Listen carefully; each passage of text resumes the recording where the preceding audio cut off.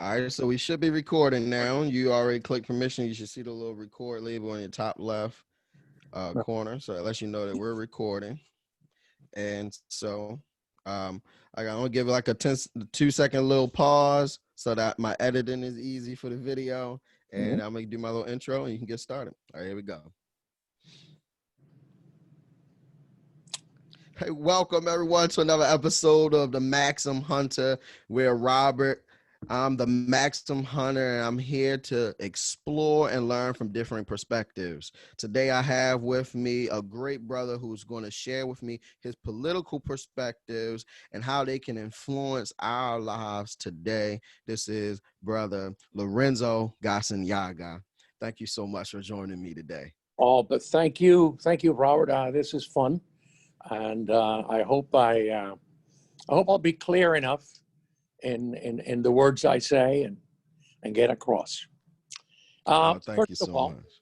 First of all,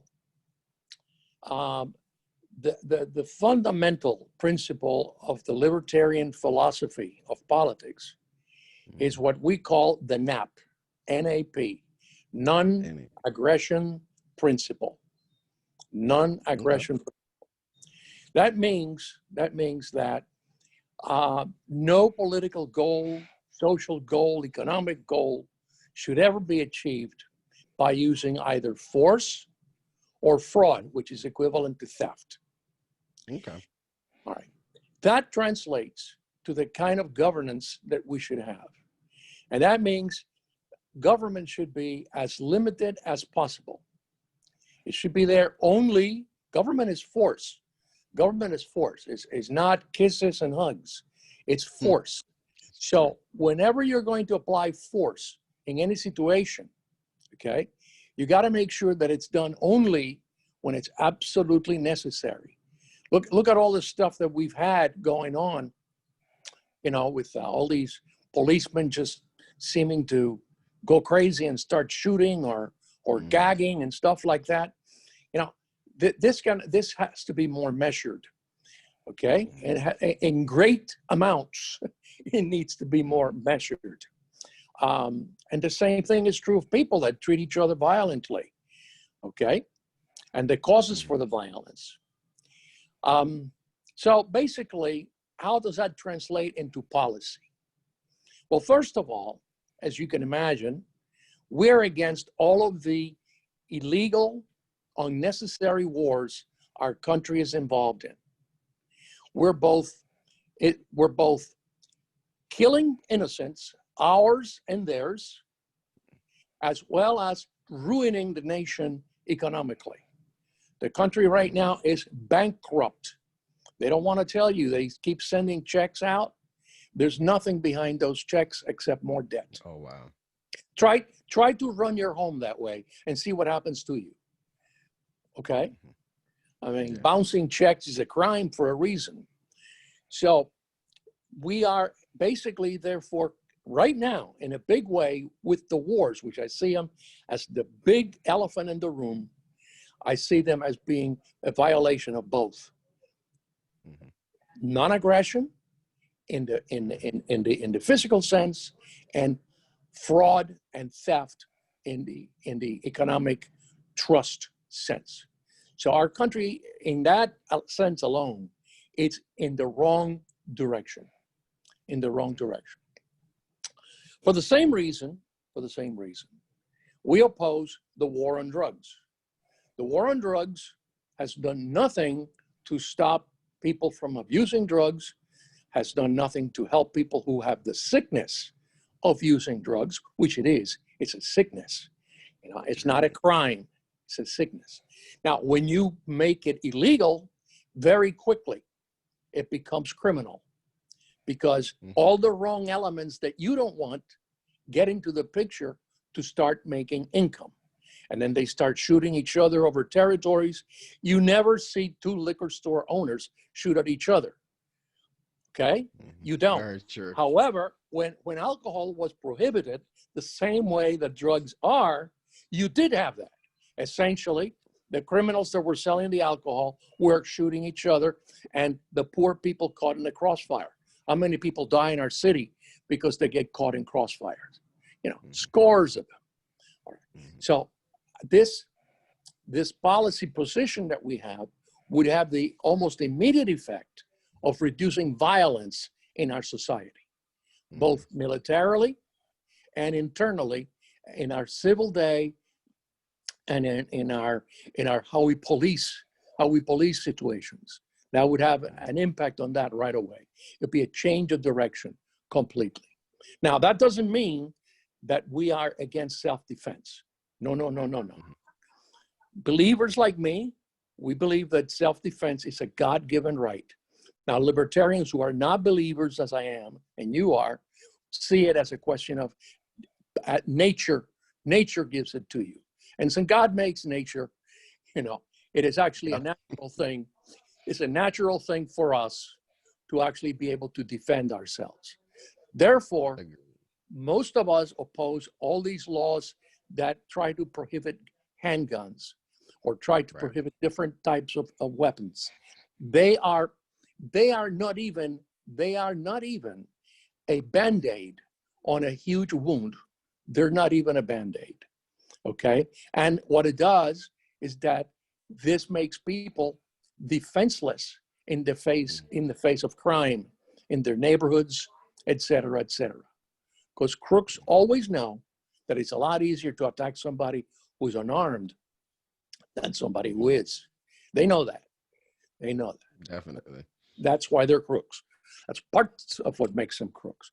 It also, in a society where we've seen how much of our police departments, even though I have friends who are cops and I believe and trust them, there are those bad apples that keep cropping up.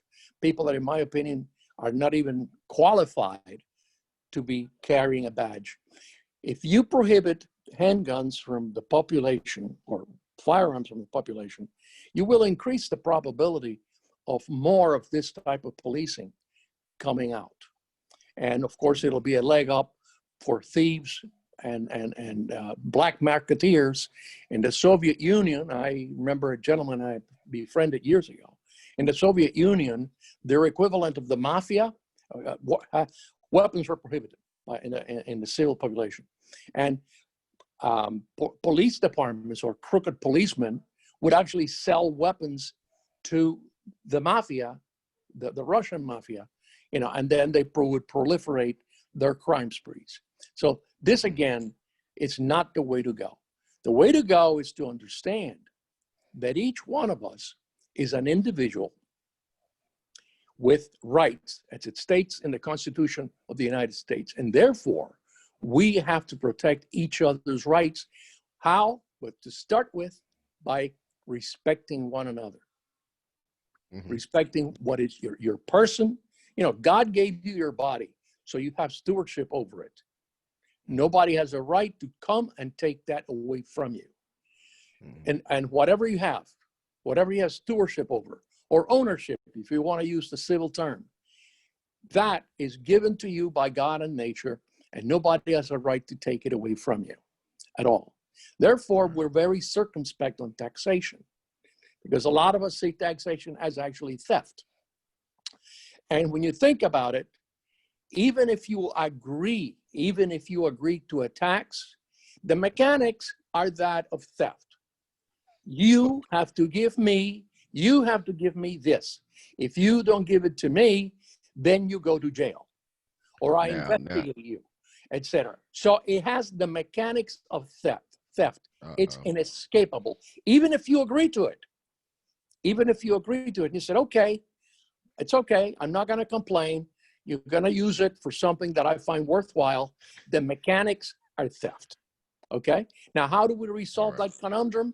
It's a conundrum. How do we resolve that conundrum? We're only going to resolve it if we take an approach of liberty, respecting our fellow human beings. Every time I hear somebody sees something they don't like, and they say there ought to be a law, I say, oh, dear God in heaven, please. Because what it means is that there's something somebody really wants. It may be good for them. It may not be good for other people, but if they succeed in making it a law, then, man, we're messed up. We're messed up. And as the body of law grows through history, then what you have is a compilation. And then how do you get out? For example, qualified immunity.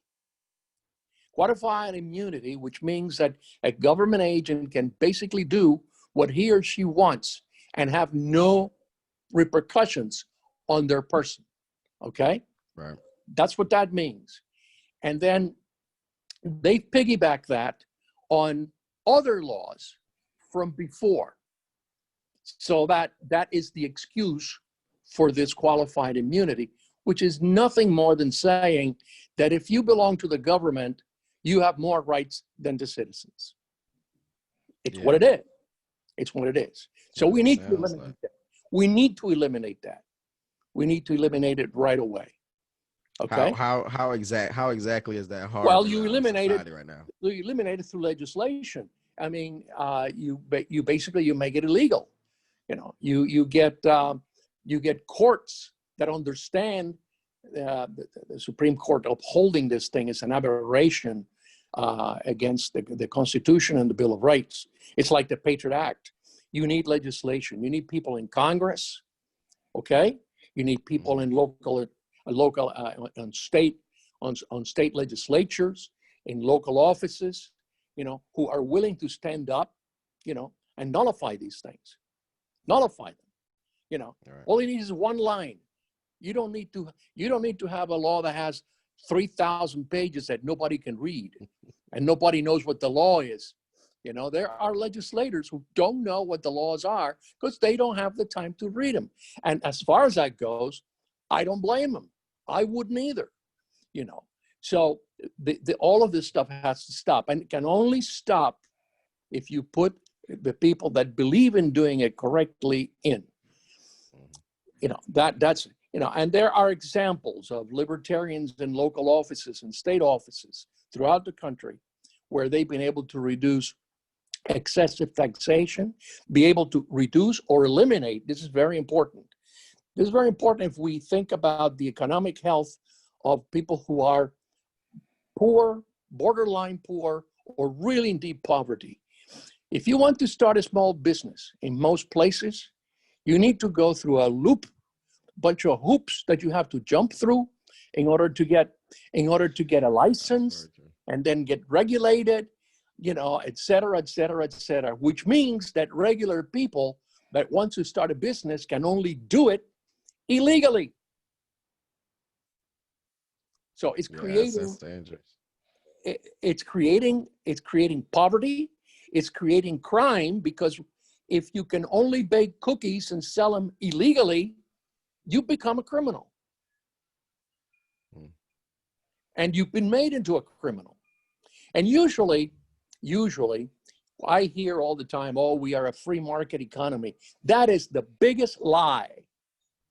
That is one of the biggest lies. It is not a free market. It is not a free market.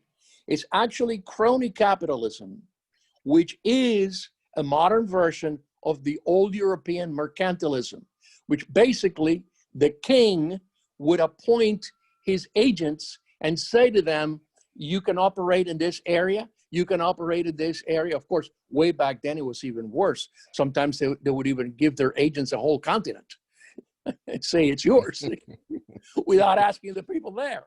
Okay, so this is what we have today. This is not a free market. We have aspects of the free market. Okay, we do, but we don't have a really free market.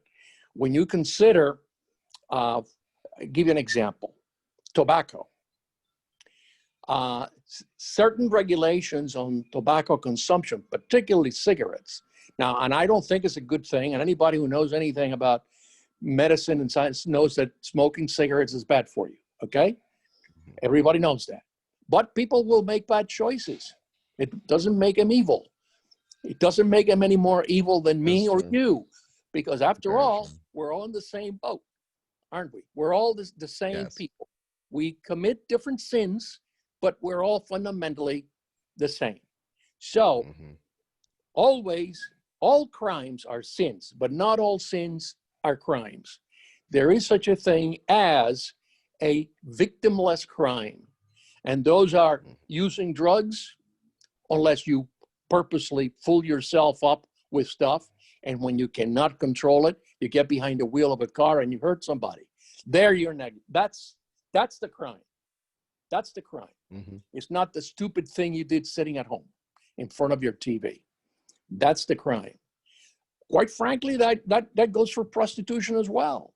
You know, why grab these women and sometimes men off the street, throw them in these trucks, take them to jail? What happens when you get to jail?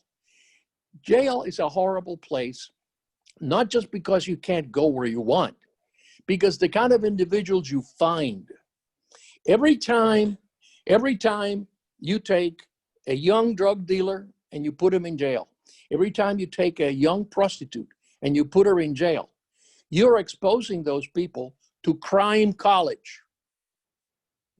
They are being placed in crime college. This is why you have recidivism, because they're learning from the people who've been hardened and become masters of their craft. So we are actually condemning their lives. We're not giving them a chance at redemption or healing. We're not. You know, I see it. I get very emotional about this. I get really emotional about it. Because imagine, and I think our Lord gave a perfectly good example of this, but imagine if you take somebody to jail, you a sinner, put somebody in jail because they're practicing their sin. So who's going to put you in jail then for doing whatever sin it is that bothers other people? See, this is injustice at the worst. It is unholy. It is ungodly. That's not how we're treated. That's not how we're treated. So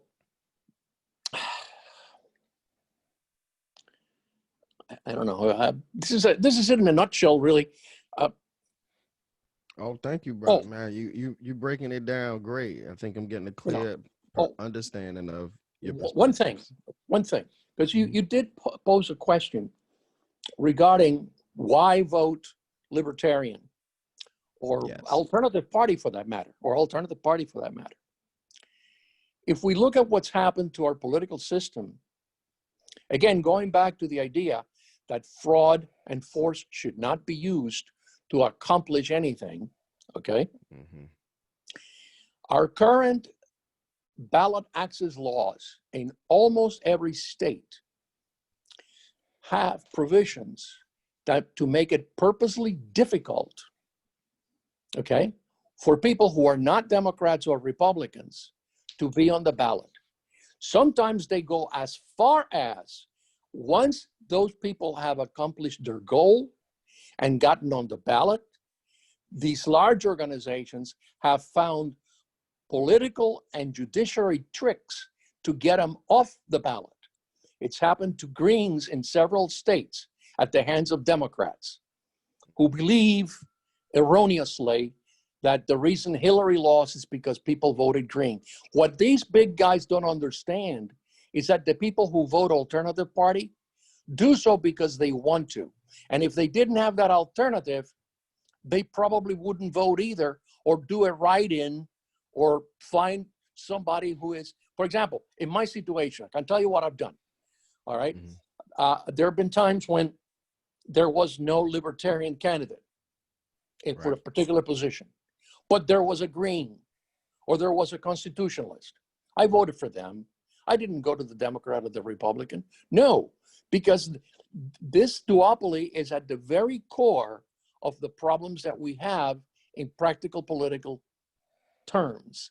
They have created they have created a wealth of power for themselves. And when I say wealth, I don't mean just the power itself. They're making money. Mm-hmm.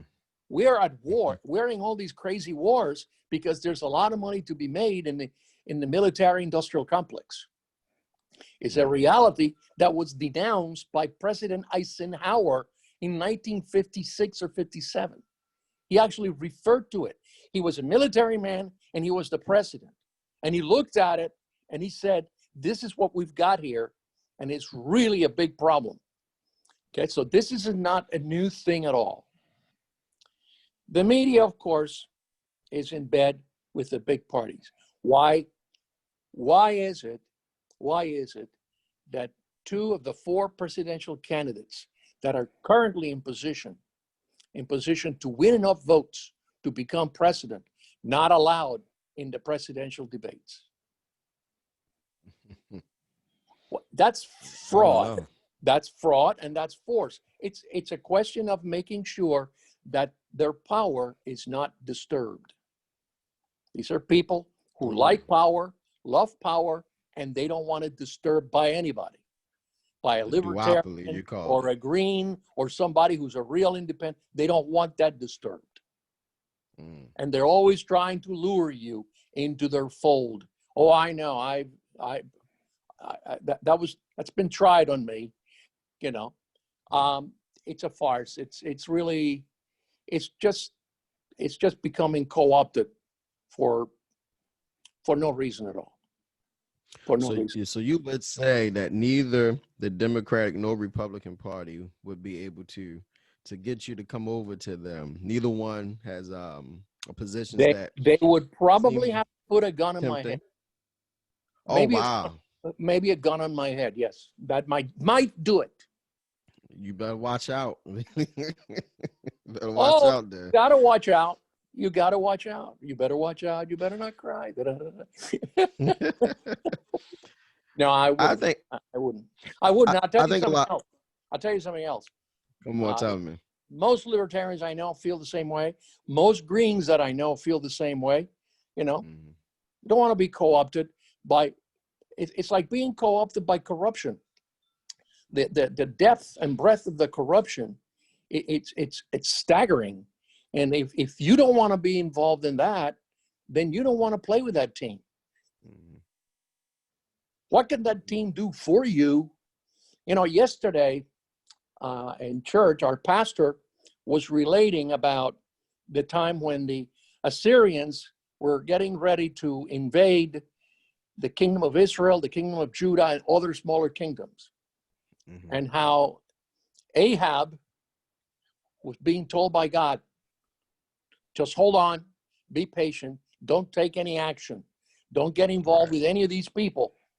Why? Because they were not good people, none of them. Just be patient and hold back, and you'll be saved. Now, do we do that in how we conduct our foreign policy? Heck no, we don't do that. We don't do that at all. In fact, when the country was founded, the founders specifically said, don't get involved in foreign alliances, because once you get allied, then if somebody wants to do something bad, but you signed an agreement with them, you got to go do it. You're held up to it. You know, it's like if you join the mafia. It's just basically the same thing, but they have nice uniforms, you know. By the way, with that said, again, I have friends who are policemen, I have friends who are military, and I respect the good ones, okay? There is a place for them. There really is a place for them. You know, whether it's run privately or whether it's run publicly, there is a place for them. No question about it. No question. I definitely have to ask you now, since you mentioned private or public. Do you have a preference between private and public police and military units? Well, I have to admit that private military units can be a problem. Although, if you look at the way our policy is being conducted, recently, to quell criticism of the war in Yemen, which is really we're doing Saudi Arabia's dirty work, actually. Okay, we're using our troops to do Saudi Arabia's dirty work. And the president said, and one thing about the president is that sometimes he says horrible things because he doesn't try to make it look good. He doesn't care, and he doesn't try to make it look good. And he said, well, they're buying a lot of guns from us, the Saudis. So isn't that using our national troops in a mercenary way? Isn't that like using our troops for hire?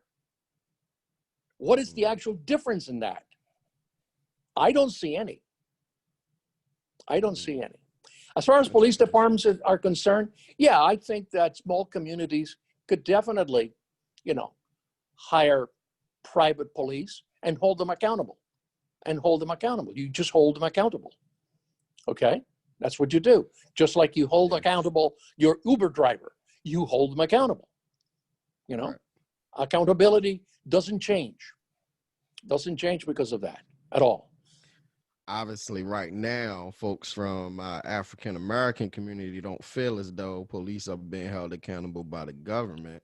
Well, hear a lot of talk about defunding the police. Well, libertarian perspective, anything to say about those two things? Well, defunding the police doesn't mean doing away with police. Now, in the minds of some nasty people, they might do that just to show somebody a lesson. Okay, see, you need that kind of stuff. But you can defund the police. For example, in Camden, New Jersey, some years ago, they were having all the problems that we seem to be having everywhere today. They were having those problems on a regular basis in Camden. And they came up with the idea. They eliminated their police department. And they started again. Okay? They started again. They started hiring new people. Some of the old people got hired after they were interviewed and they understood what the score was supposed to be. They reduced the number of policemen. And actually, nothing is perfect, but it was better than what they had before. Okay. So it's been done. It's been done. If you do it correctly, if you do it in goodwill, and you don't try to cut corners, these things can be done. But we've been really indoctrinated, just like we're indoctrinated that we have a really free market when we don't.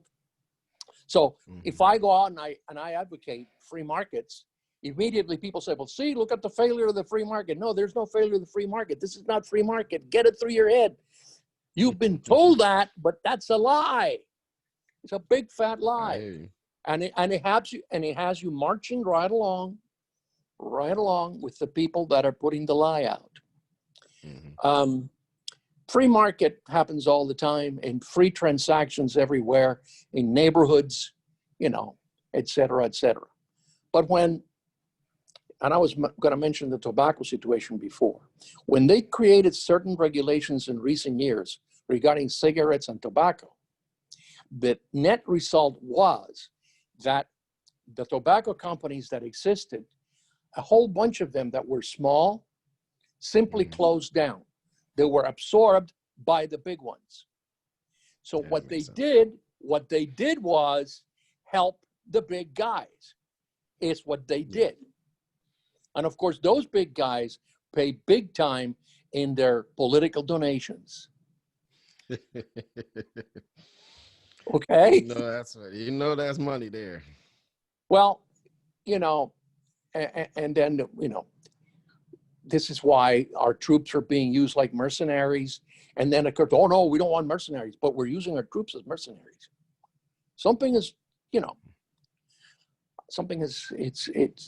It's really, I don't like to use the word, but it's not morally wrong. It's not morally correct. It's not morally correct. It's morally wrong. Let me ask you this, because I think we have a clear understanding. I don't consider myself a moralist. This is why I don't like to throw the word around. So go ahead.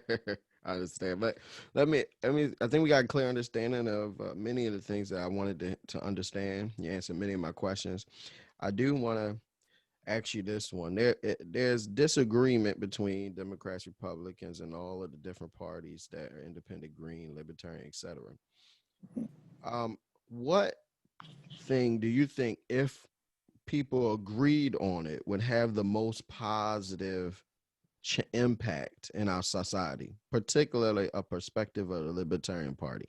If you could convince other parties to say, but you know what, we agree that y'all are right about that principle or that policy, what would it be that would cause the greatest impact right now?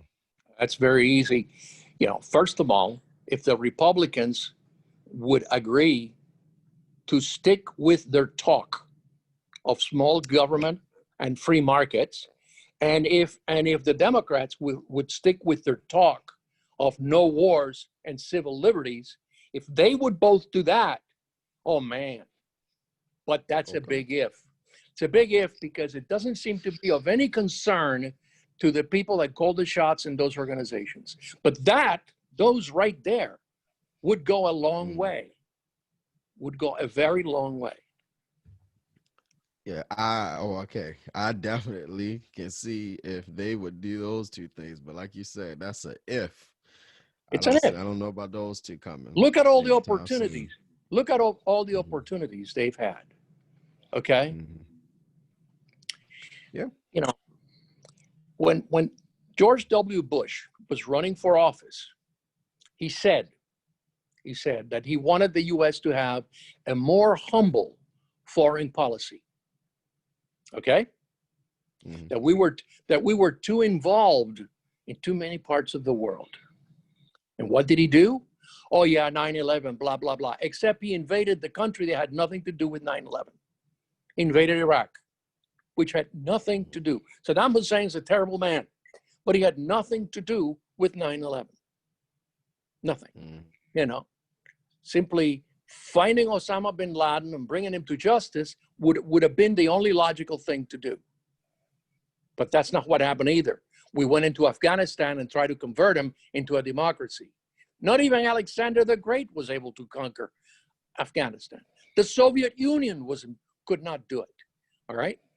Then we have Barack Obama, who campaigning said, these wars are wrong. We got to pull the troops out of Afghanistan. What's one of the first things he does? He increases the number of troops in Afghanistan. He actually becomes the king of drone bombing. He wasn't using fighter pilots, but he was using drones. The fighter pilots are sitting somewhere with their joysticks, watching people getting blown. So just the opposite of what he said. And then we have Trump during the campaign trail. He said, we're involved in too many places. That one of the few nice things he said was actually that we're too involved in too many places and we have to pull back. This is not right, blah, blah, blah, blah, blah, blah, blah. What did he do when he got in? Things are as usual, business as usual. Okay. So they're not, they have all the time in the world, all the resources available to change path, to change course. And it's like, forget it. They don't do it. They refuse to do it. If they don't refuse to do it by word, most certainly by their actions. Most certainly. Definitely. All right. I think I got one important question that you've mentioned a good amount when you brought up the Lord and your faith, but I just want to ask you directly, how has your religious and or moral beliefs influenced your political position today?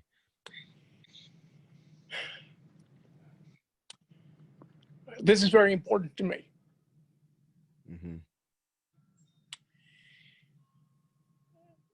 If we read how we were created, we were created in his image and likeness. Agree. With free will.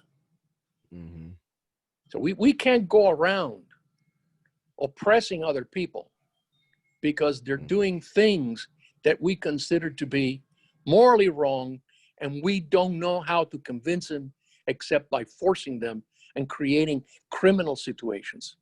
This is not good. This This is immoral, actually. This is immoral. Our Lord very clearly said, he who's free of sin, cast the first stone. And that should be the guideline in all these victimless crimes laws that we have. That's the guideline right there. It's right there, clear. Few sentences. He never needed to write tens of thousands of unreadable pages. You know, just a few words told the whole story, you know? Yeah. And I always like, every time I hear about law, and I say, yeah, I know about good law. There's the 10 Commandments. It's only 10, right? You can read the Declaration of Independence, the Constitution, and the Bill of Rights, which is probably the most important of the three. You know, you can read them in a very quick sitting. And in all this other stuff that they write, it's like all those extra laws in the Old Testament that were confusing people and keeping them down. It's the same in spirit. It's the same in spirit.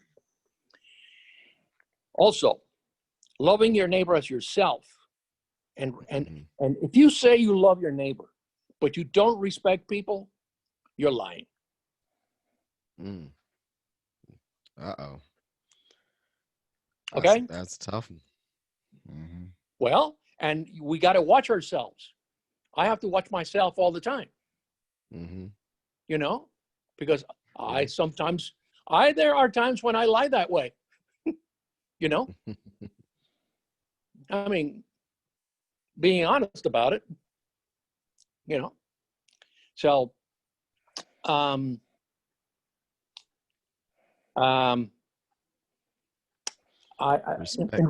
reading the Old Testament, portions of it, I'm terrible with quotations. I can never remember anything. I can paraphrase, and I think I get the fundamental of all of it.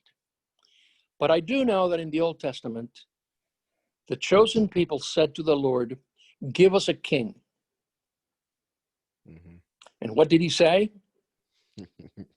You don't want a king because da-da-da, da-da-da, da-da-da, da-da-da, da-da-da, da-da. Okay? And they insisted and insisted. And they said, okay, fine. You want to hang yourself? Here's the rope. Go ahead. That's basically what happened. You know. Right. And what that means to me, at the time, the people of God were a relatively free people. They really were. They had judges, adjudicators to help resolve problems, to call on people who were behaving badly, etc., etc. They didn't have cops with batons running around or armies, you know, invading a part of their tent city or nothing like that. Things changed, though, when they got a king. And we've done the same as a nation. We've actually done the same. We were given, and we still have, a framework for a much peaceful society that has been violated from the beginning. Of course, there's the cancer of slavery and racism, which introduced itself. One of the greatest Americans was Frederick Douglass. I see him, even though he was born much later, he was really part of the founding fathers. He understood and proclaimed that the Declaration of Independence, the Constitution, and the Bill of Rights were for everybody. He didn't say, oh, they're wrong and it's just for these white guys and we have to kill them. No, he forgave his old slave owner who had made him suffer. And when he could, he forgave. That is being a great person. I think a pretty good follower of Christ and a great American. You know, so I don't have many heroes besides Jesus, but I could call him a hero. He really was, because in the midst of all that, he stood up and he said, this is what it means. This is what it means. And of course, we're still getting rid of the cancer of slavery in different ways, and Jim Crow, which is an extension of it. You know, the one thing I wanted to talk about was immigration. because Please share. it's a topic that gets talked about a lot. Most people don't realize that for the first 100 years of our history, we had tacitly open borders. Mm-hmm. The only authority were the local authorities. If crimes were committed, people were dealt with. Mm-hmm. The whole aspect of controlled immigration did not come into existence until people from China started coming to this country, and there were strong racists against the Chinese, the yellow peril and this and that and the other thing. So they started creating these quotas, to keep these people out or to keep their numbers reduced, et cetera, et cetera. And that's where our controlled immigration began. The process of immigration into Ellis Island in New York was an open thing. People would arrive, they were checked out for being healthy, et cetera, which is reasonable, right? Mm-hmm. Yeah. They had their paper saying who they were. Okay, good luck, welcome to America, all the best to you. And that's the way it should be.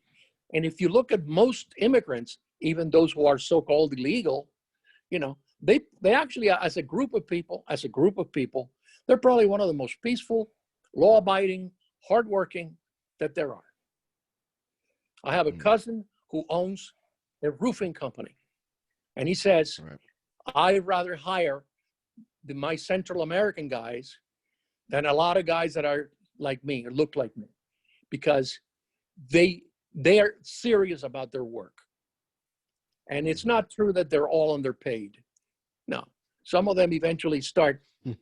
They eventually start. Their name gets around, their reputation gets around, and people are hunting them down.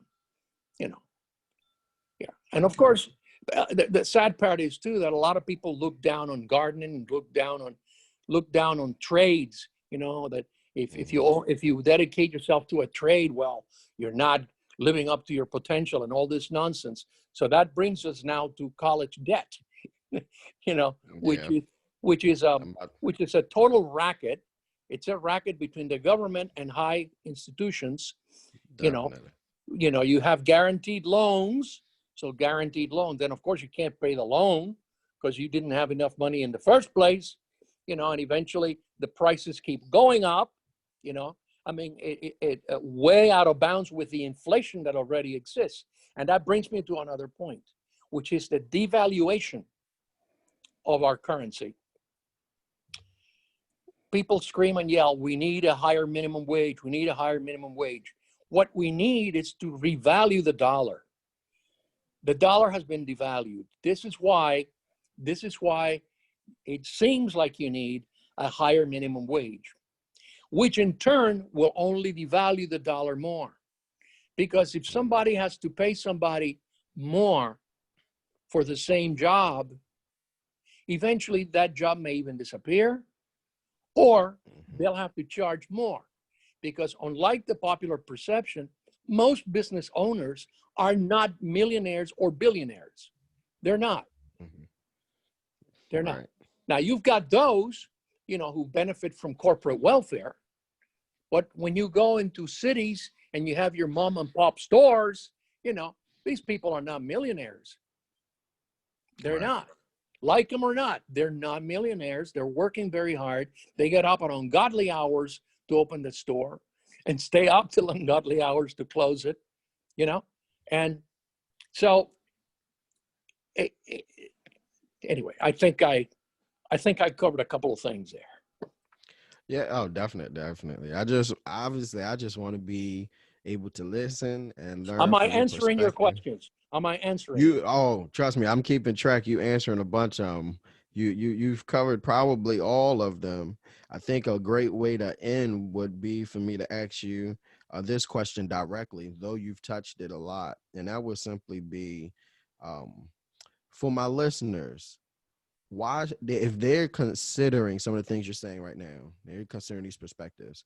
A question they might have is, how exactly do these perspectives demonstrate that they care from the heart about other individuals? What's different about what you're saying from all the other political positions that would demonstrate care for their neighbor in a different way or in a better way than how they've been thinking beforehand. Well, um, something that some of us libertarians like to say is that where the duopoly likes to make dependence, they like to make dependence. Okay? Mhm. We don't want dependence. We want friends. Okay. We want friends. We want to see each other eye to eye and shake hands, is what we want. Mm-hmm. You know, um, I can't think of more welfare for the people, real welfare for the people, than Mm-hmm. making sure that their abilities to do for themselves, their families, their communities, Mm-hmm. there's you know are not blocked with regulations, with laws that ultimately benefit special interests. Mm-hmm. That's what I'm saying. And one last thing: if for any reason anybody who's listening decides to vote alternative, either Jurgensen, Libertarian, or the Green Party candidate, if they decide to do that, don't let anyone bully you into preventing you from doing it with the excuse that if you do what your heart and mind tell you is the right thing to do, you're somehow going to bring horrible things to the country because either Trump or Biden will be elected. Either one of them has been bringing, yeah, Biden was a big supporter of qualified immunity, asset forfeiture, the war on drugs, and he has never said anything to say that he was wrong. Harris the same way, and we all know about Trump and Pence. So don't let them bully you. And there's a lot of bullying going on, especially in social media, telling people how wrong they are to vote for alternative parties. How you're wasting your vote. I waste my vote when I vote for two incompetent older men, okay, who all they do is do policies that benefit them. That's wasting my vote. That's Mm. wasting my vote. I hear I, you on I that you know one. what I call sometimes what I call voting for either of the two parties. I call it Tell me. give us Barabbas. Oh no. Oh Yes. no. Oh Yeah. no. Yeah. For my listeners who might not be acquainted with the scriptures, our Lord and Savior from a Christian perspective, Jesus Christ was tried and was standing before a crowd after being beaten, and Pilate asked if they should let Jesus go free. A man who had healed the sick and the blind and preached and taught and loved his Committed a crime. neighbor, committed no crime. And those in the crowd were incited by the Pharisees and others, and some by their own volition, and said, "Give us Barabbas," who was stated by the scriptures to be a murderer, an insurrectionist, a criminal, someone who warred against the state, and took lives. And that's a serious claim, my brother, what you just said right now. Oh, I know it's very serious. I know it's very serious. I know it's very serious. But much like those people that blindly keep voting for the two-party system are blind. They're blind. And they're afraid. Fear plays a great it's a great force in us humans Mhm. doing bad actions. It's fear will drive us to do the stupidest things. Right. I've done it. I've done it. Yeah, me too. Me too. So, So you know, I definitely can say that I am convinced that at the very least, myself personally and any of our listeners should consider not being bullied, as you said, by two-party politics, and Right. give a great consideration to alternative votes, not just in this election, but as you Every election. continue to vote throughout the course of your life, so that you can vote what you really believe in. There are others who represent your beliefs better than the two parties who dominate the stage currently. Let's have everyone on the stage. I think you would agree with that. Let's hear everyone's perspectives and have an opportunity to vote our beliefs for real as Americans. Again, thank you, brother, for being with me today and sharing with me your political perspective. I want Well, to make thank sure you, Robert. someone, I'm glad you're doing this. God bless you, man. hey, hey, God bless you too, brother, and be blessed. Thanks.